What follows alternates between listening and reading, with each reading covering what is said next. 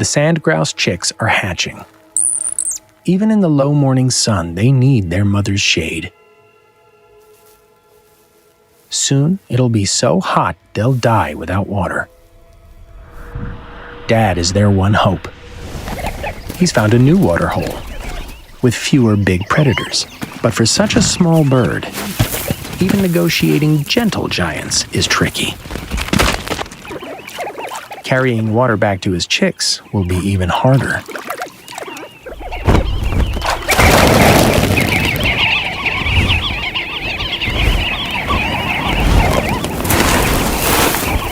A goshawk, here to prey on the thirsty. To save his chicks, the father risks his own life.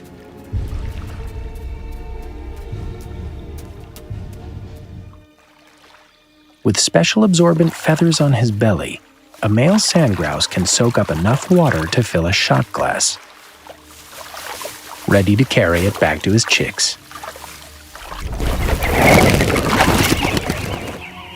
A 2-hour flight home, heavily laden. Just in time.